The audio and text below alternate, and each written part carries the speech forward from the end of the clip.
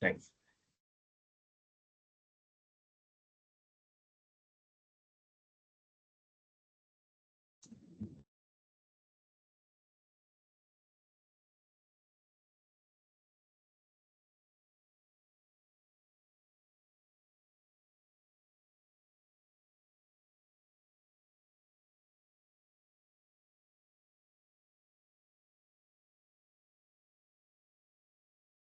You're able to see screen? Yes, yes, yes. Yep. Saurabh? Yes, yes. Am I audible? Problem with Hello? audio.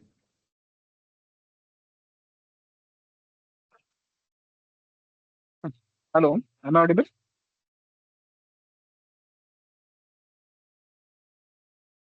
Saurabh, sorry, I just reset my audio. Can you hear me? Yeah, yeah. I can hear you. Am I audible? Okay. Yeah, clear. Thanks. Okay, thank you. We'll start in next 2 or 3 minutes. Yeah, By 4:35, we'll start. yeah.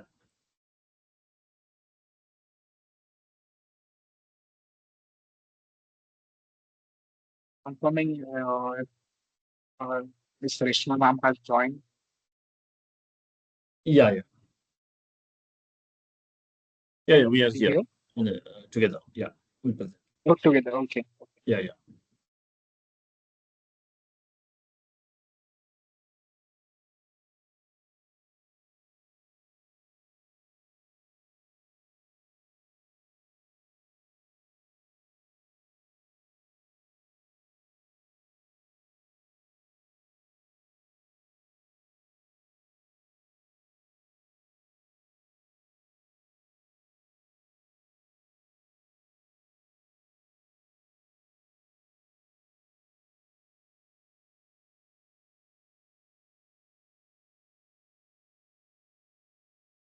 Yeah, now they can see us.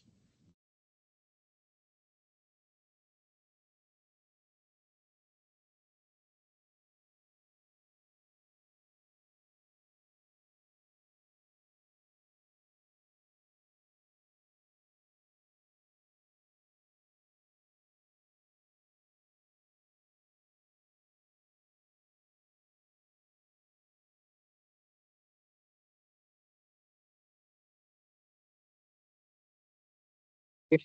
Now we'll start. Good evening, everyone, and very warm welcome to all. I'm Saurabh Abai, a Program Innovation Manager at I4C, Inter-Inclusive Innovation Center, and I'll be your host for today's knowledge session. On behalf of IESA, India Electronics and Semiconductor Association, NXP Semiconductors, and I4C, it's pleasure to welcome all the students and the participants of the hackathon. Thank you for joining us today for this important session under the DeepTech Hackathon 2026. Before we start uh, with this uh, session, few things that I'd like to tell you. Like currently, India is at very interesting point in technology journey, especially in semiconductors. So a few days back, uh, our Union Electronics and Information Technology Minister, Mr. Ashwini Vaishnav, mentioned that how India is taking on the semiconductor industry, and he also mentioned that four semicon plants to go live in India in soon in 2026 when he was there in Netherlands. So as you know, like semiconductors are no longer just a hard topic. They sit at the interactions of AI, automation, mobility, defense, manufacturing, and national capabilities. So while we talk a lot about chip design, application, fabrication remains one of the most complex, capital intensive, and precision driven challenge in the semiconductor value chain. Uh, so this is exactly where the artificial intelligence starting to play a transformative role from yield optimization and defect detection, uh, process control, EDA automation, and faster design to fab cycles. So today's session is designed to help you understand this uh, fabrication challenges, see how AI is applied inside the semiconductor workflows, and gain some industry perspective directly from the experts that we have today. And also, this will help you to understand the problem statement given for this hackathon. This will help you to design the solution that is quite applicable for the problem statement that is given. So, as a part of DeepTech Hackathon, uh, this initiative, like DeepTech Hackathon, is aligned with IESA Vision Summit 2026, and this hackathon focuses on AI-enabled chip design as per their problem statement and theme. So now I take privilege to introduce today's speaker from NXP Semiconductor, our official hackathon sponsor. Um, so we have Mr. Malika Arjun Mande. Um, Also, we have Ms. Reshma Krishna Kumar. Thank you for joining. I'll introduce both of them. So we have Malika Arjun Mande, sir. He's Director Design Enablement AI Digital Transformation at NXP Semiconductors. So he's a seasoned leader in semiconductor industry with 30 years of experience across R&D, system integration, project management, technical sales, customer enablement. As a director of design enablement at Semiconductors, it drives digital transformation in VLSI design, leveraging AI and automation to accelerate design cycles and enhance collateral quality of advanced technology nodes serving automotive, industrial, and IoT market. Prior to NXP, he spent more than a decade at Siemens EDA, leading high performance team, strengthening the technology partnership, and advancing VLSI design methodologies. Began his career at Kirloskar Electric, developing industrial and power plant systems. He also holds BTech in electronics and telecommunication and MTech in AI. Thank you for joining, sir. Thank you. Also, we have another speaker from his team, Ms. Reshma Krishna Kumar, ma'am. She's team lead IP development and foundry interface at NXP Semiconductors. She has overall experience in industry of 8 years. She has secured masters in engineering from BITS Pilani. Her present role in NXP is to work in logic library team managing 16 portfolio, design novel, and custom sales, and different EDA views across technologies. Her areas of interest include macro cell design, testing, physical design, and STA. She holds IEEE publications and 2 patents vetting at USPTO. Thank you, both of you, for joining us today. A few ground rules before we start with this session for the participants. Please keep your microphones on mute. You can post your questions in Q&A or chat section. We will have a dedicated Q&A segment at the end of the session. We will give you chance to speak by raising a hand. We'll allow you to speak. We'll enable your mic. And this session is quite highly recommended for the hackathon participants. So do please take notes. So now we will straightly dive into this session. So I invite both the speakers to take us through the semiconductor chip fabrication challenges and the role of artificial intelligence. Over to you, sir. Okay, thank you, Saurabh, for the good intro and setting the background and setting the stage. Some of you would have already attended our kickoff session where we spoke about the problem statement and the industry relevance and so on. And today's session webinar is highly focused on some technical details. And we feel these technical details are core for you to design the solution and reach a success stage in this through this hackathon. So please stay focused, and we have some good content. And particularly for the electronic students, it's also going to help you for your curriculum, understand the domain and technology. And for others, the artificial intelligence part is interesting. And we are covering both these topics to a good depth, but keeping it relevant to the hackathon. So please stay focused, and let's start the session. I'm sharing my screen in a second.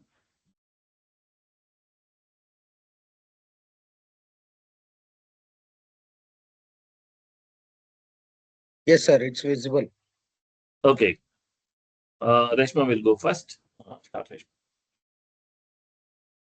Thanks, Malik, for that good introduction and setting the background.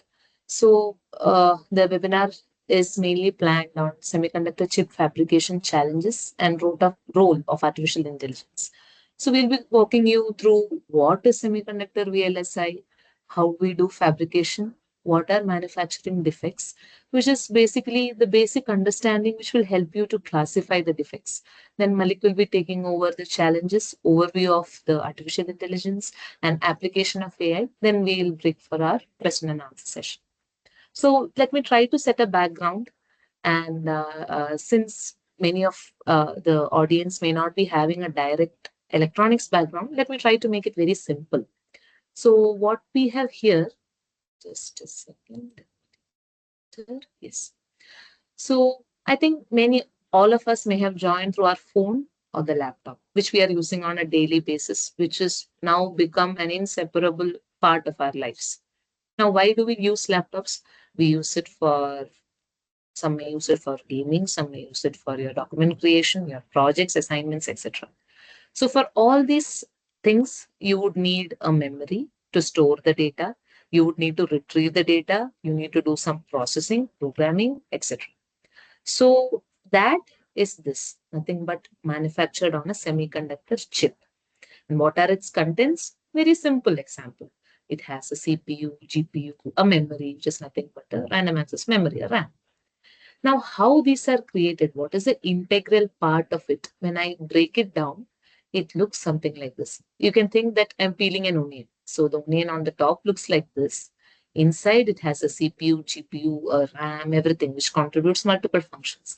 So when I come to the last, I'm just slicing, and coming to the last, it is nothing but a chip layout. A layout is nothing but your devices and its corresponding connections that are nothing but a mask that is created. So just like you're doing a painting, you need a mask to define a structure. That is it, the layout. Now let us come to how the device looks like. It's a very large scale integration, VLSI. So you will have millions to billions of transistors which will come together to satisfy an application, whatever you need. You need programming, you need calculation, you need memory, storage, retrieving that, etc. Everything will be taken care. And the basic integral component for that is your device. What is a device? The device is nothing but you have a CMOS, your complementary MOSFET, which is nothing but a NMOS or a PMOS. Electronic students can get the background. For others, you can consider that any device which is having some four terminal, nothing but positive and negative of your battery. Very simple. Source, drain, you can just imagine it as positive and negative of your battery. You need a battery for anything to work these days. So you will put it, it will work. You can think like that. Now, the source and the drain, the length between them is nothing but the channel. In our olden days, we used to have radios, which used to have, again, similar transistors, but which was very huge. Your radio was this big. Now you are calling on your watch, which is this small. So the channel length, whatever is there, is now decreasing. It decreased from 3 micrometer and it is coming down to 3 nanometer. From 1980s to 2022, it has come down to 3 nanometer. And we have even smaller nodes like angstrom, which is an 18 angstrom or so, which can have more number of transistors. So in the same area now, first it was 10, then it doubled. Every year it is doubling. So it is nothing but the most 10, 10, 20 like that. And now millions to billions it is growing. So hope this gave a good overview of what is a chip, what is its integral component, and how it revolutionized over the years. Proceeding to the next. This should give a good indication of what application you need and how it is breaking down. So just imagine a car. A car nowadays, there is ADAS, there is you have infotainment, everything is now, you just slide, you are able to get the Google map, everything. If there is even a slightest collision, it is able to deploy the airbags. So for that, you need sensing. You need some components which is present in this car, which is able to sense it, process it, do an action. That can be done through a microprocessor or a microcontroller, which is nothing which is shown here as a system. So your application was detect the collision, sense it, deploy the airbag. For that, you need a system, which is here. What is the integral? The smallest part of that system is an integrated chip. That chip consists of millions to billions of the transistor that we were seeing. And what is there in that chip? The chip is having a die, in which multiple layouts, as I mentioned, those masks that we created came together to perform a particular application. You sensed, you processed, you made it to do an action. You gave a signal out to do an action. That is the die, which is fabricated in nothing but on a semiconductor wafer, which we will discuss in the subsequent slides. And you have a layout, which is nothing but the mask.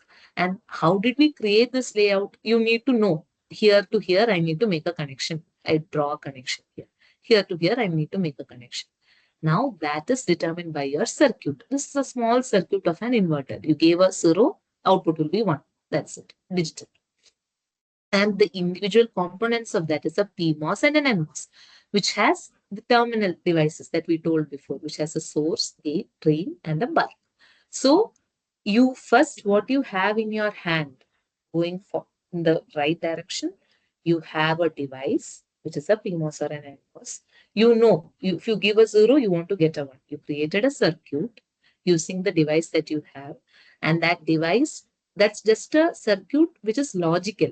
Now that needs to be converted to a mask. That mask needs to be translated into a semiconductor to perform that function. That needs to be translated to an integrated chip. So all the functions are totally realized.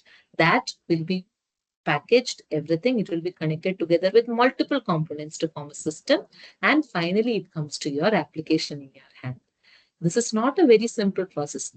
Multiple processes are happening in the background, which is nothing but for a particular function, all these layouts needs to be placed together. It needs to be routed. You need to make sure that every day we get up. What is the determining factor? Clock, your alarm. So whatever clock is there, it is reaching from here to here at the same time. And every battery has a power. Every system needs to be powered. The power is reaching everywhere. So for all that, we have something called as, this is a chip design flow. We'll go through verification, synthesis, RTL, everything, all those processes. You have tools these days, Synopsys, Cadence, multiple vendor-based tools, Siemens, Ansys. They gave us these tools to perform, to make them come together, to perform the function that you need. Now, how do we do that? How do we translate whatever layout we had here? How do we translate it into this kind of a die, and how does this come out? This die came, how does this come out of a semiconductor? What you can touch or see. The other one was not tangible. You couldn't touch. You just drew it. It needs to be translated. That is what happens through fabrication, where you have a semiconductor ingot. It is a crystal. You have some semiconductor like silicon crystal. You take it out, you slice it, we polish it. Why to polish? On an irregular surface. Now we need to make sure what we are doing. We came from micrometer to nanometer, now even angstrom also, nothing which you can see, nothing visible to the naked eye. So we need to polish on that surface, make it very clean, on which you can fabricate the devices. Then what we do deposition for your oxide creation, etc. And previously we created the layouts, right, based on which the mask will be created. You want wherever you need that pattern, that patterns, you will flash a light, and based on which that patterns will be created, lithography. Then you have some unwanted portion. You created those patterns, but still it is a single wafer. You need that patterns to be etched. You will etch on your rings. Same thought process. So you need those patterns to be etched, where you will be doing an etching to remove unwanted components. Then we do an ion implant. Why to implant? You need to create a positive and a negative, like a PMOS and an NMOS. For that, we do the ion implant. Some places it will be one type of implantation. Some places another type, like that. Then we dice it out, and connections needs to be given. So you need terminals to be connected to each other to perform a function. But after this also, it cannot be sitting on its own. So we need to package it. So when we are giving the final product, it will be packaged. Pins will be taken out and provided.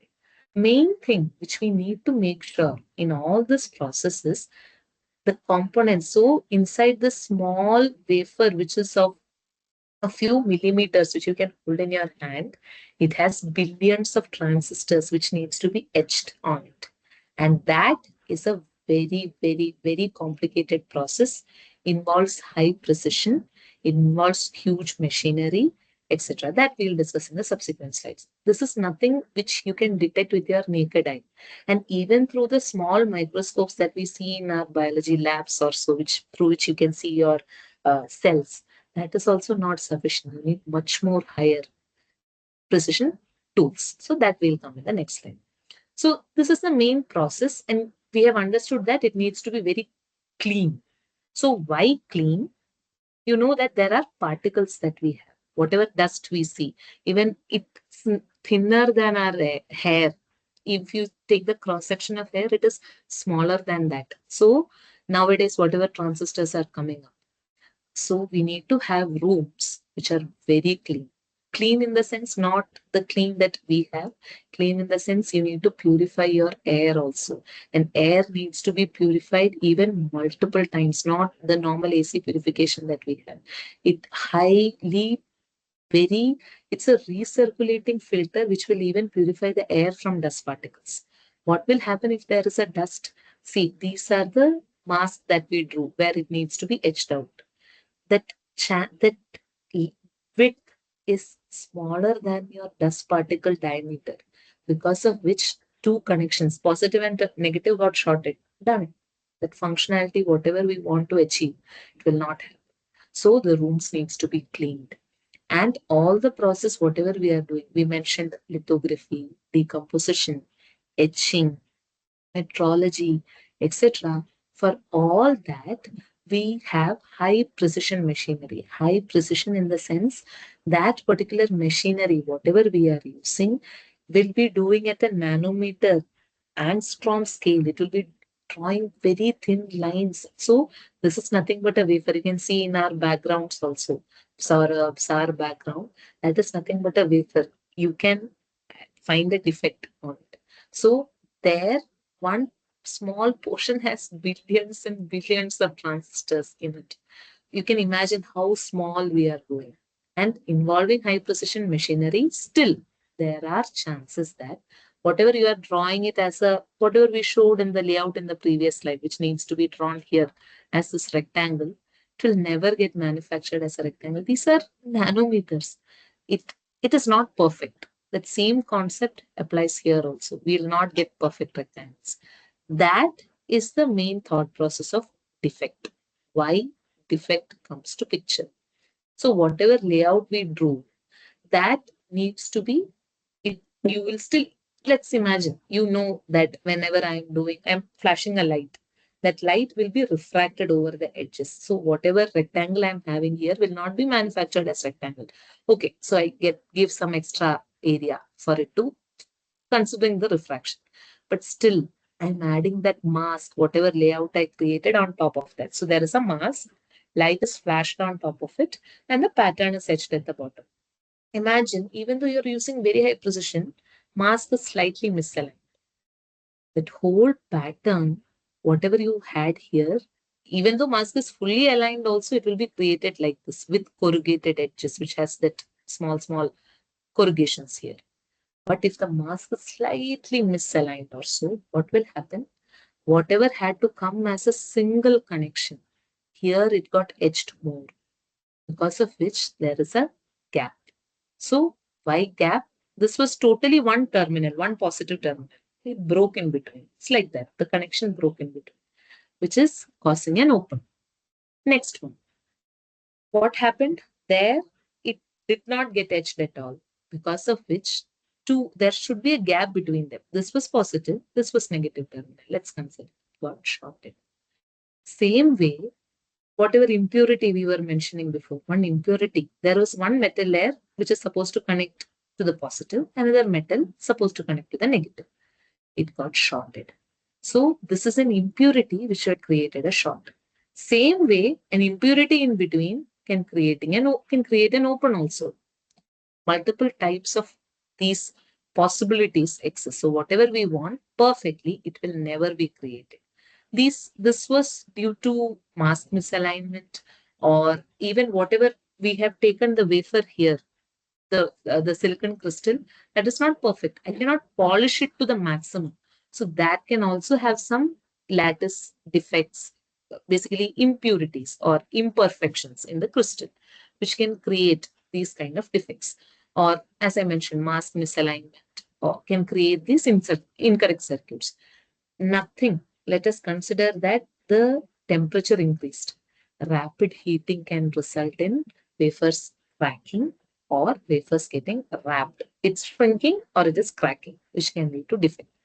What is the impact of that defect? It leads to chip functional failure. A positive and negative terminal got shorted. Your battery leaked inside. Same way, the whatever function we need, it will not work. Same concept applies here also.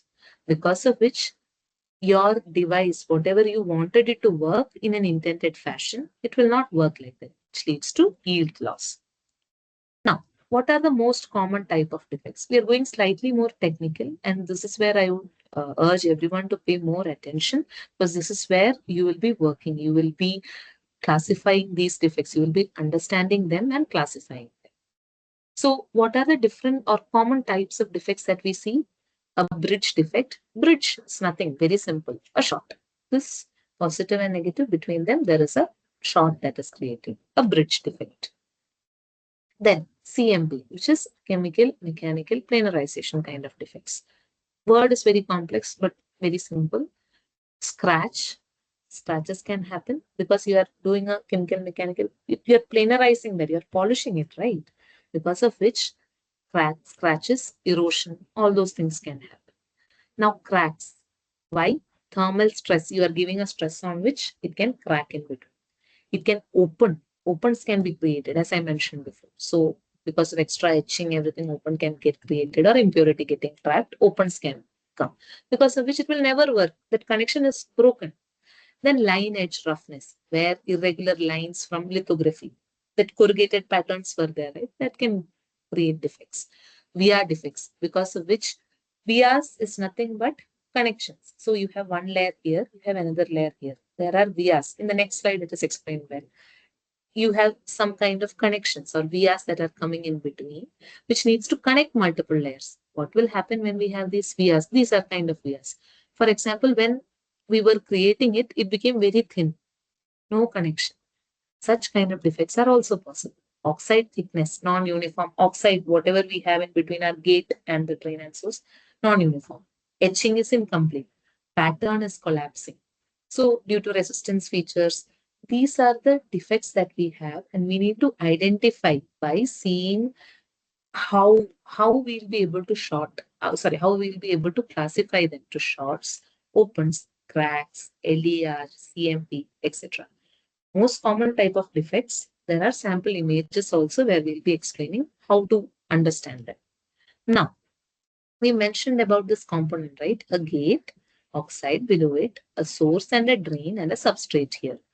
This got manufactured. This is the 3D image. I want to see how this got manufactured. So we created the layout, that planar one, which translated to a mask, which was etched on a wafer. After doing that, I want to see how the connections are till the top level. I used, what all tools can we use? Small microscope we have in biology labs, not sufficient enough. Now we are going to nanometer scale. We are going to scanning electron microscopy, scanning capacitance microscopy, etc. How it will help? They can identify the critical dimensions. What are critical dimensions? This is nothing but you have a diffusion here, which is your source and drain. There is a gate that is created. These are your gates. So between source and drain, it can help in measuring the channel length. This is a zoomed image. It's 5 micrometer. So between them, there is a 5 micrometer distance. I can measure it using scanning electron microscopy. Then a defect inspection. I can understand between source and gate, is this sufficient space there?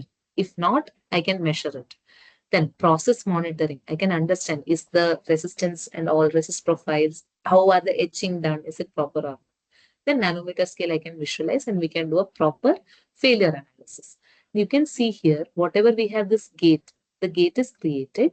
There is one metal layer, another metal layer, whatever is this 5 micrometer, the 500 nanometer, kind of, it's a translated version where you can see this second metal layer and first metal layer, there had to be a sufficient distance between them. But what happened?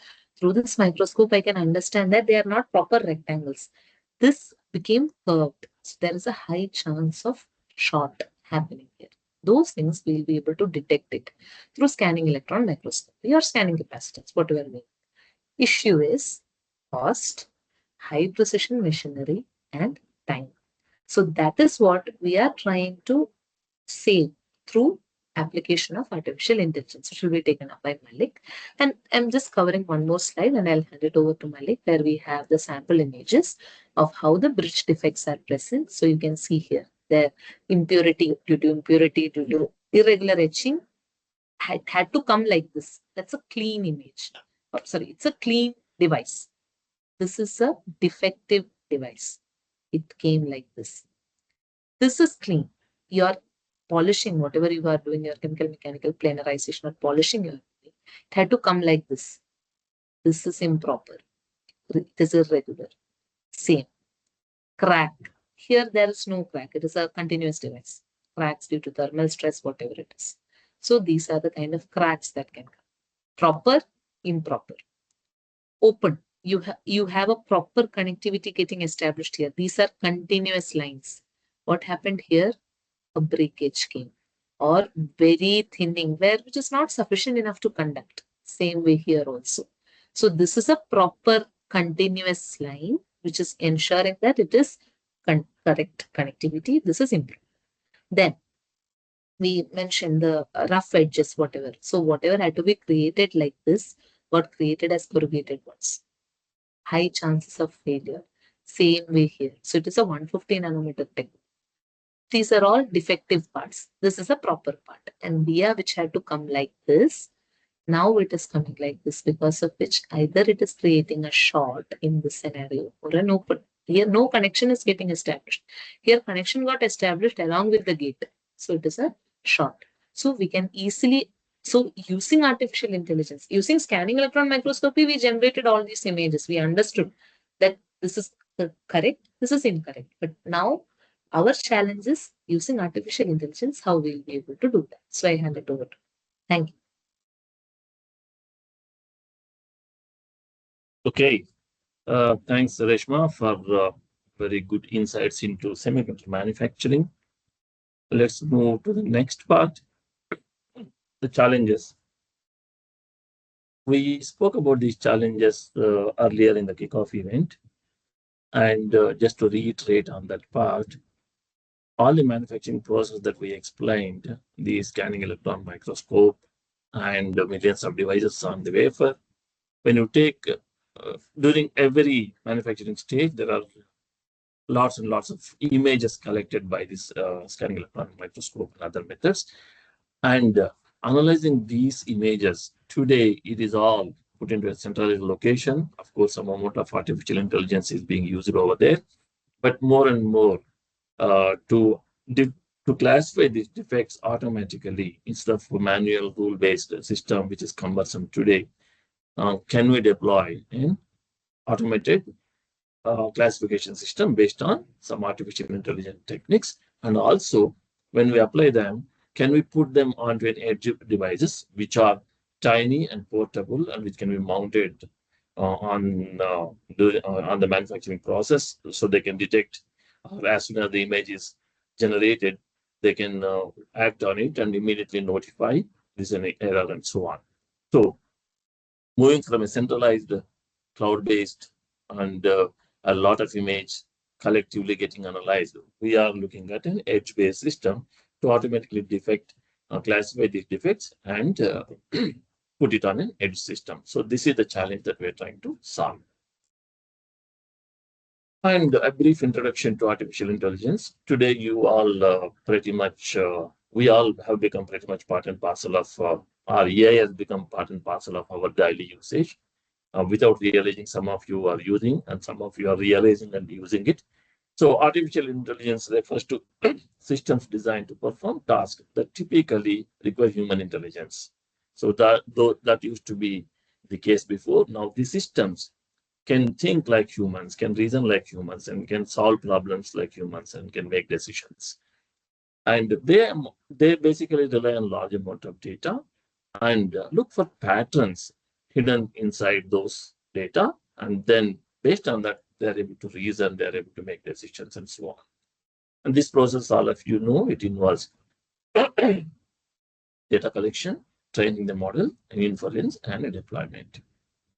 And core algorithms include the machine learning and deep learning, reinforcement learning, generative AI systems. Most of you know, we're just talking a bit, introducing these terms, but we are not getting too deep inside each one of them, then it will become a training course. This is just to get your context. And the core domains include the NLP and the natural language processing, basically computer vision, speech and audio processing, time series forecast systems, and so on. Now, the application domains include almost any field: automobiles, manufacturing, business, education, gaming, finance, healthcare, government, and defense. Plenty of applications we have.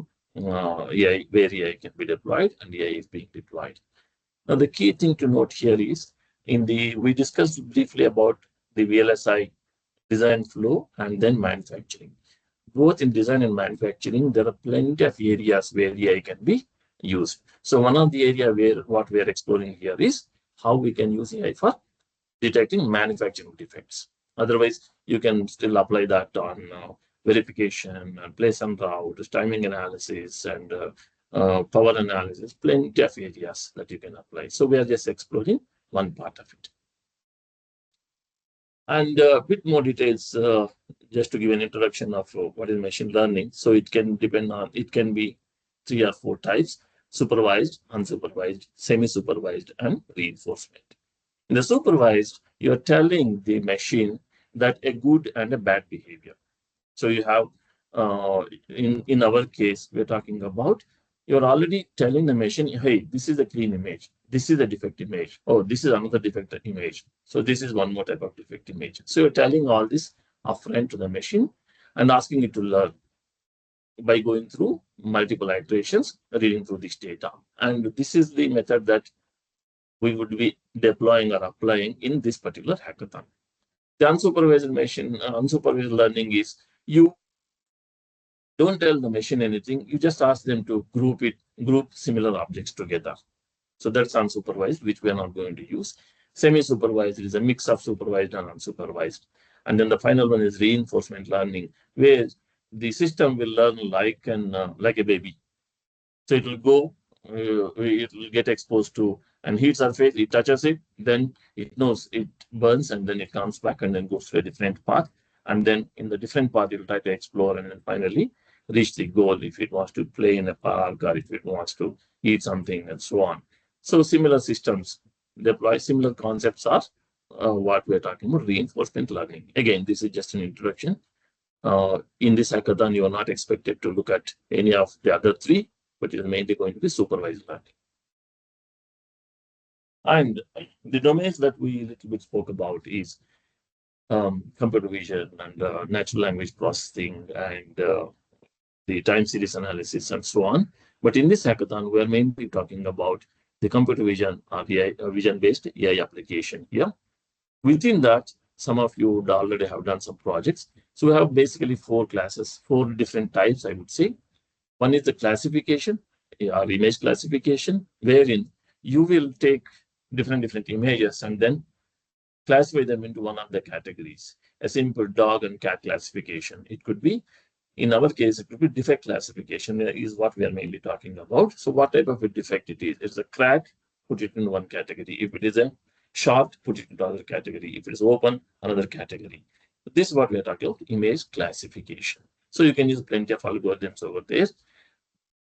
Some basic machine learning algorithms like decision trees can work there, or you could also go to neural networks, where the images are not very, where there is a lot of complexities involved. You will typically go to neural network based. You could use CNNs and you could use those different layers and build a neural network and classify these images and so on. So that is image classification.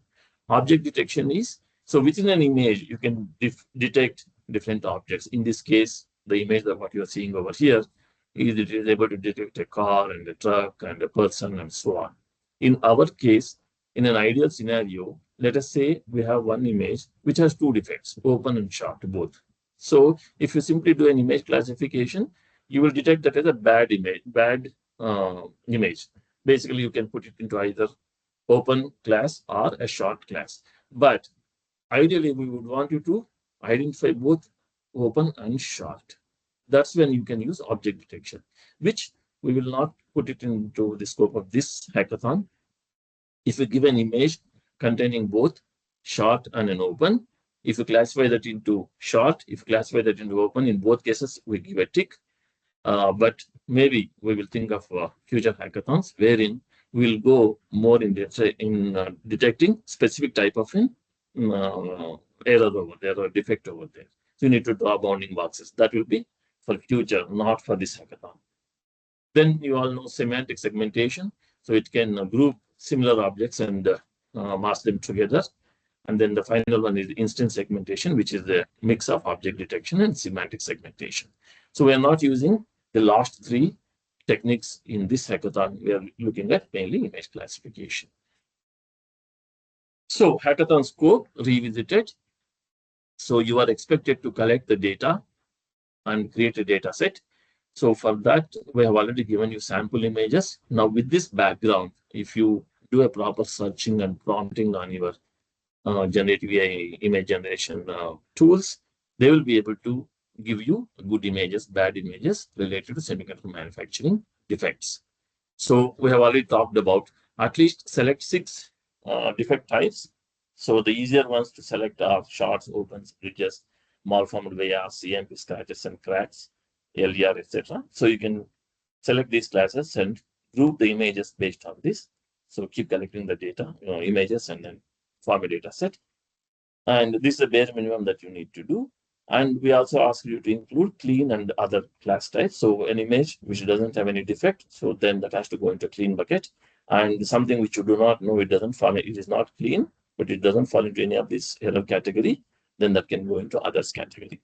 Whoever does this extra work, extra classes, they will get extra benefit and they will be ranked high compared to other. But to do this project, you need to have at least 6 classes. So that's what we're talking about. And most of these SEM images are black and white. So we ask you to focus on black and white. Don't take color images. So it's a single channel and process it. And build and develop an ML classification model that you all know how to build. You can use either build the model from scratch or use transfer learning for that. So the first 2 parts is what most focus for phase 1 of the hackathon, where all this seminar is going to be helpful of the webinar. And in the second webinar, when we do next week, that will help you for the bullet number 3 and 4 here, wherein you will talk about porting the device, porting the model onto an NXP device software and so on. So focus on bullet 1 and bullet 2 for the phase 1 of the.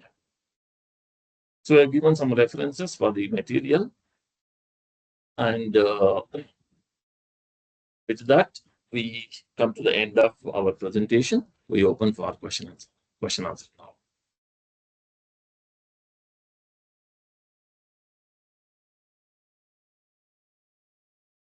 Saurabh, over to you. Yep. Thank you, sir.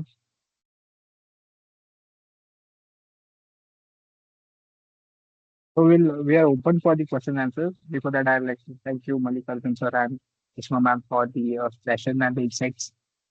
And again, visiting the problem statement technicalities.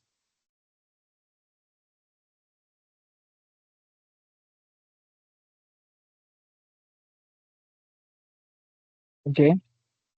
So if you have any questions, you can put in the chat box or you can raise and we'll unmute you. Yeah. Okay, Tanuja, you can try to unmute yourself and we got your question.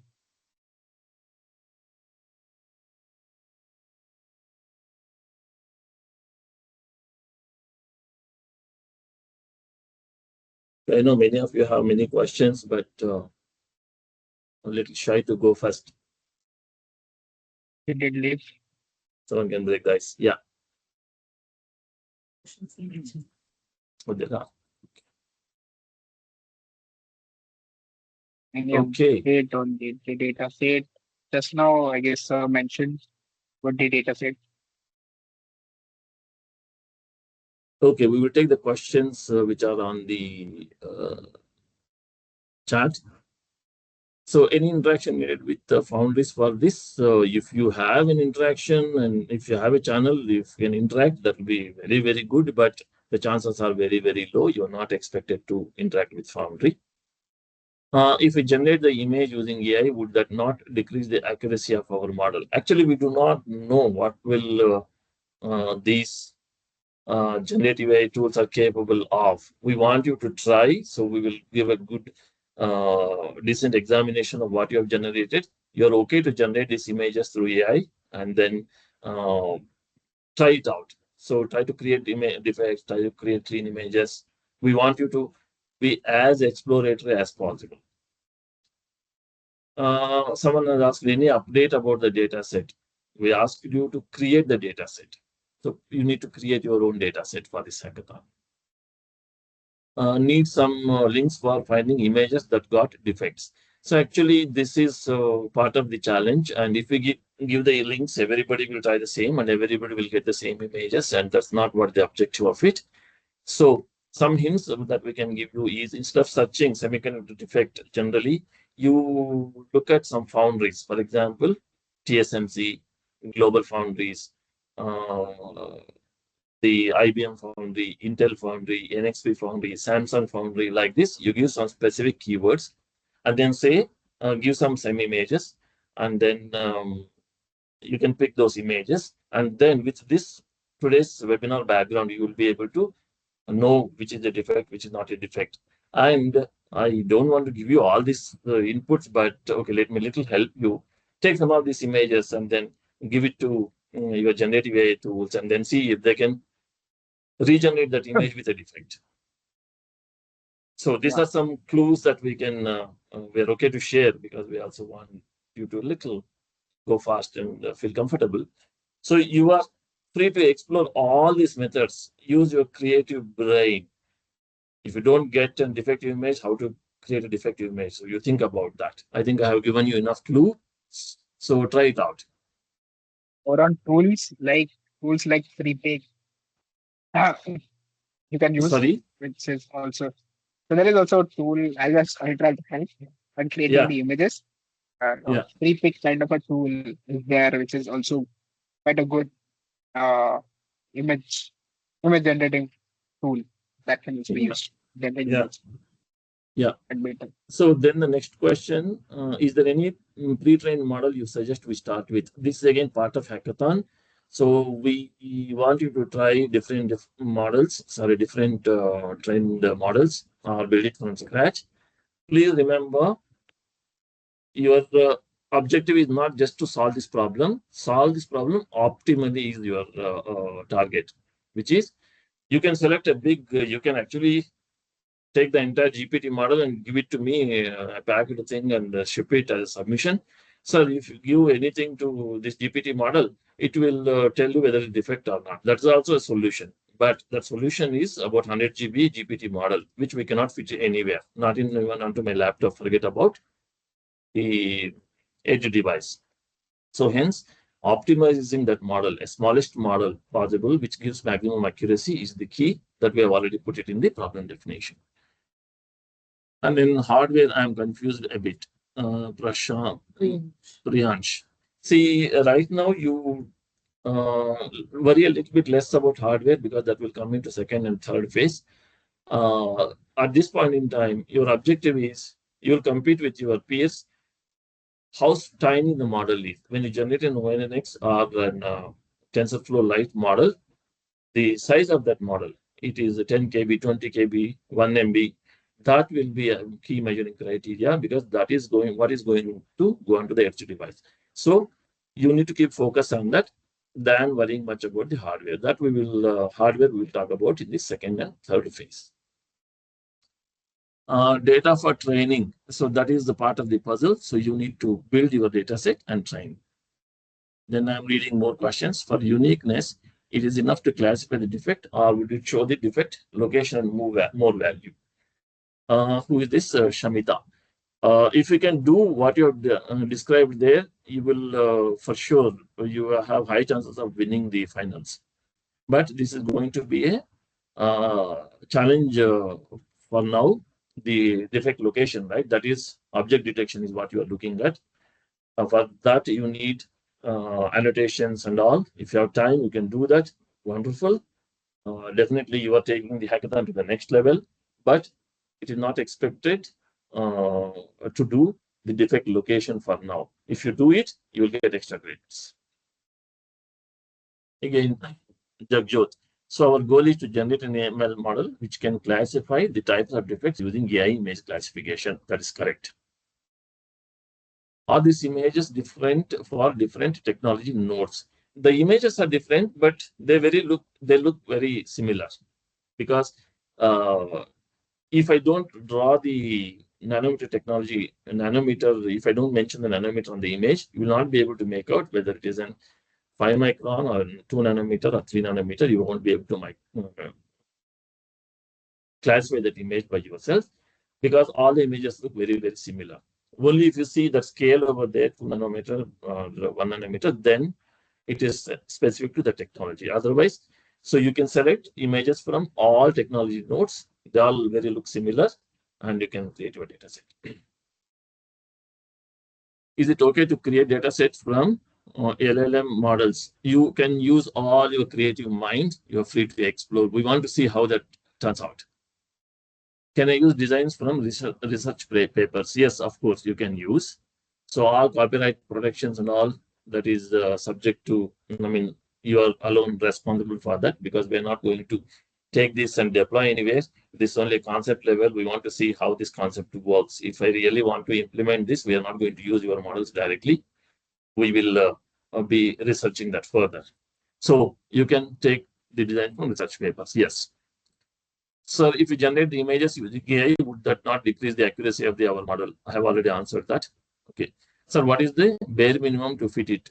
Raspberry Pi or ESP32? Okay. So both of this, we are not talking about Raspberry Pi or ESP32, but keep this in mind. The hackathon is aimed at these kind of devices, but we're asking you to put it on an NXP device. But conceptually, if you can fit that into Raspberry Pi or ESP32, it will also fit into NXP boards. So in the phase one of the hackathon, you can focus on this. So I have already explained to you, the model size along with accuracy does matter in this hackathon. What should be the optimal size of the model? This is a good question. So this is on a relative basis now. So we will look at accuracy and the model size. Someone asked the previous question, can it fit on Raspberry Pi or ESP32? These devices have a very small, tiny flash, which is 2 MB, 3 MB, 10 MB, 8 MB. I'm just giving some numbers. So the smaller the train model, the better chances of winning. Of course, you can give me a 1 KB model, but that doesn't classify anything, so that doesn't qualify. So it has to be balanced between accuracy and model size. Then would the model runtime not be considered then in this phase? Actually, this is a very, very good question. This will probably go to phase 2, the runtime, because we're not directly putting onto the device yet, but indirectly we are measuring that, because in the phase 3, we asked you to generate a text file of SE object code. The size of that will tell you how quickly the model can run and where it can fit. So though we are not asking you to exactly show us the inference time, but this will be indirectly evaluated by us. So if you keep your model size smaller, it will be automatically run also fast. Because why the model size grows or shrinks? It depends on the number of layers and size of those layers. If you keep the layers number to a low and the size to low, still able to get an accuracy, then obviously it will run faster. It will also fit on a smaller device. Okay. So can we use the text file? Something. So put the model runtime. Okay, done. Can we use the text file as an input as it has all the metadata? Can we use text file as an input? So we're talking about images over here. I'm not sure which text file you're talking about. This question is not clear. Harshit, please rephrase your question. And next question, can you please suggest any insightful resources to study about semiconductor manufacturing? So whatever we have given today, the data, that's good enough for this hackathon. You don't need to further research on it. We just gave you a good enough background. And based on that, I think you can focus on the defects, models, and things like that, And if you are generally interested in semiconductor manufacturing, okay, gone are those days where we can suggest books and things like that. If you just Google and ChatGPT, there are plenty of material that you get. If you have specific interest, you can reach out separately to me. What about accuracy of the model as there is minor variation from hardware to hardware? What are all the evaluation criteria except the model size for phase 1? See, the accuracy of the model will not vary based on the hardware. If you train on your machine, the accuracy will remain same. Only the runtime and where it will fit would vary. So we are looking at the model size and accuracy. We are not evaluating the runtime of it. As you rightly said, the runtime will vary on from hardware to hardware. Finally, when we ask you to port this onto a particular hardware, software only, software based only, I mean to say, you will not actually see the physical board, but you will make everything required to port that onto a board. When we do that, we will tell you specifically which board you need to be keeping in mind at that point in time. So all hardwares will be similar. So all the 30-second phase participants, we will ask them, of course, the last 10, we will ask them to put it onto a particular hardware, target a particular hardware, then we can evaluate all of them equally. Yeah, what are the evaluation criteria except the model size? So we have given already that in the problem statement. Please look at that. The meeting schedule about and create your own data set for the hackathon. Okay, this is okay. Okay, all right. Okay. That's not a question. ASIC design text file, sir. ASIC design text file. Previous question maybe discussing. ASIC design text file. Harshit, this is still not clear. Your question. Please elaborate. Can you transform domain and work? Ravi, please elaborate. What do you mean by can we transform domain and work? We already told about the transfer learning you can use, and you can pick any model and do. And you could also look at something like MNSC. I don't want to give you a lot of inputs, then you will all follow the same. So for example, I'm just giving you that MNST data set. So there somebody has built the model from scratch by building his own layers, convolution and 2D and all that. You can do that as well. So keep in mind, if you take something like ResNet, YOLO, a very big model, you will end up with a big model, retrained model, which may not fit into a hardware. So please keep some of these considerations in mind while you build your model. So this is the part of the challenge. I think with that we reach the last question. Very much on time. I think good number of questions. Good questions. Saurabh, over to you. Yeah. So I also have few more questions. Actually, we collected few questions during the registration time. If you would take that, let's paste it in the chat box.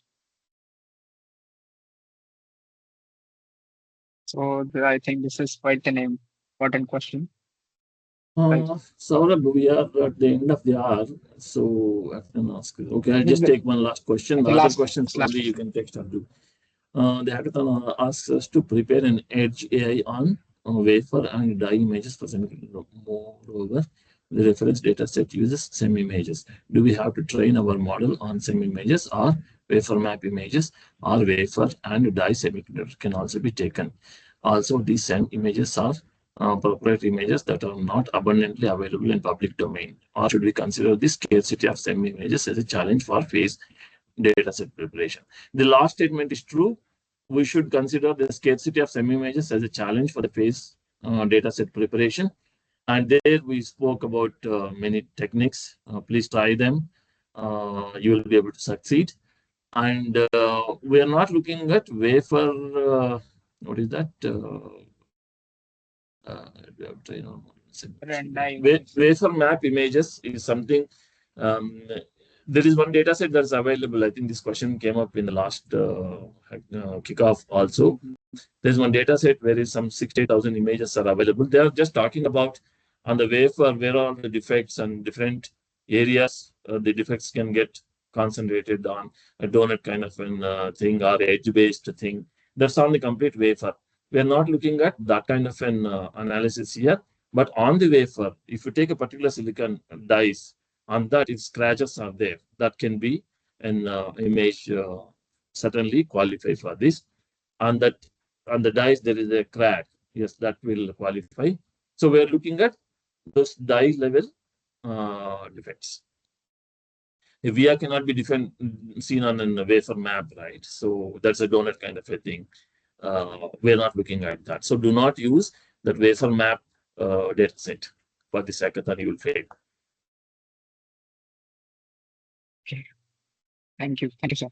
So I once again thank you, our speakers and all the participants for your time and participation. And we look forward to seeing many of the participants use these insights and the technicalities that were shared in this today's webinar session for the hackathon solution. Okay. Thank you. Have a great evening, and let's continue to build solutions I just wanted to for the add hackathon. one Yeah, liner, yeah. sort of after that. Yeah. Guys, do not get scared by the scarcity of images not available and oh, my model won't be accurate, my model size is big. We have given enough freedom for exploration.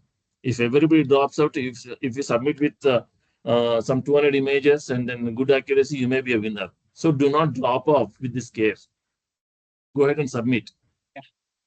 Though we said 500, make an attempt. What if nobody is able to meet 500? We are not going to cancel the hackathon. Right? Yeah, but this your is quite a chances of good line, winning yes. are high if you create 500 and more and things like that. So use your creativity. Do not look at that run-of-the-mill kind of hackathon where data set is given, code is there. What will you try? You will just try with some parameters, tuning here and there. So this accuracy, that accuracy, and so on. That is not going to be helpful for you, not of no use for us. So here is a possibility for exploring. So please try all your creative mind onto the table and work on the hackathon. Sorry, Saurabh, over to you. No, thank you. That was quite an important line to motivate these participants. Yeah. Thank you. Thank you, sir. Thank you, ma'am. Thank you all Thank you all. participants. Good day. All the Bye. best. Success to all of you. Bye.